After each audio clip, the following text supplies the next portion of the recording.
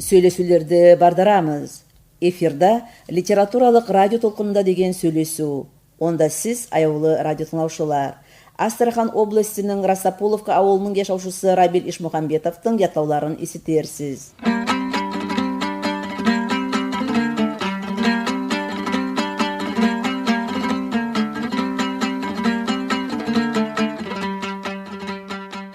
Менің атым Қарағаш, ноғайлардың бірімен. Руымды, тамғамды, жеті ата білемен. Қасай мырза Қасболат, кішкей ноғай ордадан. Қобан жылға емкөмі көшіп келдің бойлардан. Ата баба әдетін, тарихын де ұмытпадым.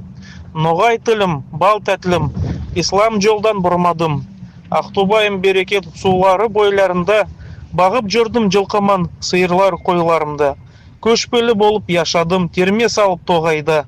Дестанларды жырладым, той болғанда ноғайда. Ата баба жерлерде, күман қыпшақ жайлауда. Алтын орда мекенде, Эдул жайық арада. Сейітлер мен қожатай ауыллары болғанлар. Басқа миллетке сатылып айланмаңыз ноғайлар.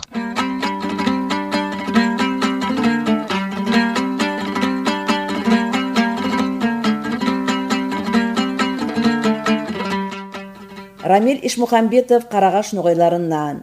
1986 ел Татар Асырдың Багаты Сабы ауылында туған.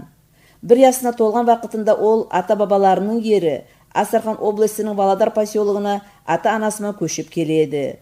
Тұқымы оның Сейіт Алтаяқлардан. 2002 елда Рамиль Володар поселогының 2 номерлі орта білім беру тағам мектебін оқып бітіреді.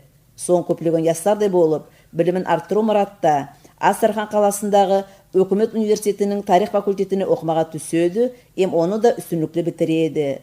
Бұл күнлерде Рамиль Ишмухамбетов Растаполовка ауылында Жанибеков атындағы орта білім беру тағам мектебінде сайлап алған кесіпсі бойынша оқытушы болып әрекет етеді. Бос заманларында ноғай халқының тарихын маданиятын ақтарумен кәршегеді.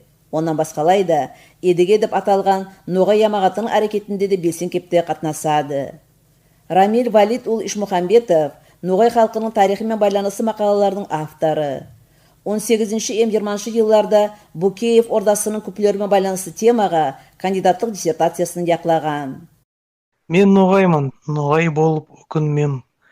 Даңқым мен дестанларда сақланды. Мен ноғаймын, тарихым өмірлерден, көк түрклерден, эмаслардан басланды.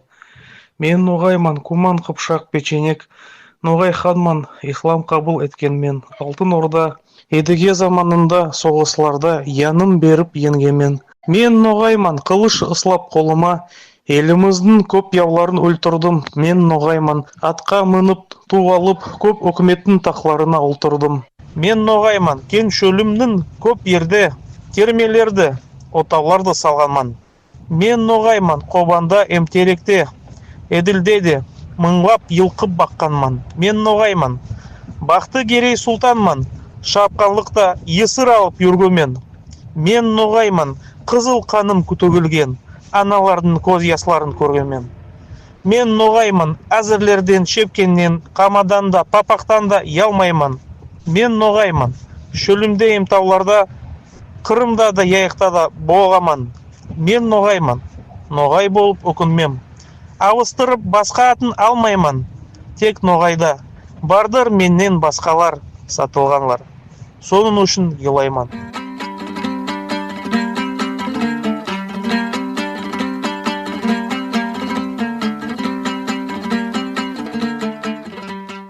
Ей қобаным, қобаным, яным саға ушады. Тоғайларға, қырларға көзім қарап тоймайды. Таза ауа тереклер, таза сулар, емтаулар, Асқартауда, Бестауда сүйген ноғай ауыллар. Қонақ сүйір ерлерде сүйіндім мен болмаға. Мырза халқым ноғайым, бек бағалы сен маға. Еділ яғым ата юрт, алтын орда меканы. Едігеді көрген юрт, юкон дәулет болғаны. Юсан исі толған юрт, аслар көрген Астархан. Ақ сарайды көрген юрт, көпті көрген дәулет хан. Ақтуба су бозанман, халқым сені мұтпасын. Мақтады сені қастуған, сөйтіп ноғай мақтасын. Қобанда да, еділде, еқияқта да ноғайлар. Бөлінген халық біріксін, бізден сізге саламлар. Рамиль Ишмухамбетов ятлаулар язбағада заман табады. Мен оннан ятлаулар язбаға не зат себеп болды деп сұрағанда, бұлай жауап алдым. Мен кішкей болған заманда әрбірімізде мектепке түскен соң Пушкиннің, Лермонтовтың, басқалардың ятлаулар оқып, маға бек ярады, есіме түсті. Қалай болар еді, егер мен өзімде сондай ятлауларды ойлап шығаратаған әдем болсам да. Соның үшін мен аз-аздан басладым yazып, көп оқып, міне Евгений Онегин, сондай басқа икон шиірлерді, онан соң өзімді yazып басладым. Ноғай тілде ятлауларды язбаға маға қиын болды. Неге десе мен ару кепте ноғай тілді білмей таған едім. Онан соң, Аллаға шүкір, икон ясында деп айтуға болады. Гамзат Аджагелдиевтің, Кадриядың, Мұхарби Абубекежевтің ятлаулар оқып басылағанда, онан соң маға яңға бек яқын болды. Неге десе, ол біздің туған тіліміз, ата бабаларымыздың тілі. Созат үшін мен ноғайшада yazып басладым.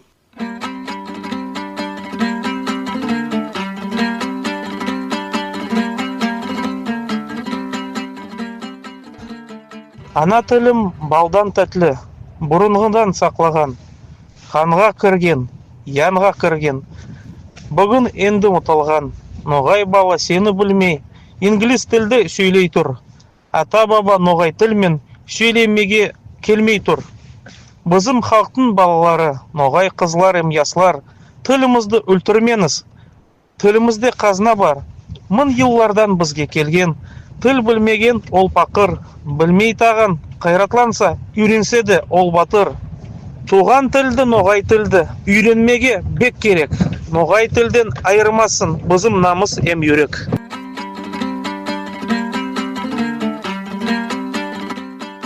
Сіз литературалық радио толқында деген сөйлесуде Астархан облысының Расапуловка ауылының яшаушысы Рамиль Ишмухамбетовтың ятлауларын тыңладыңыз.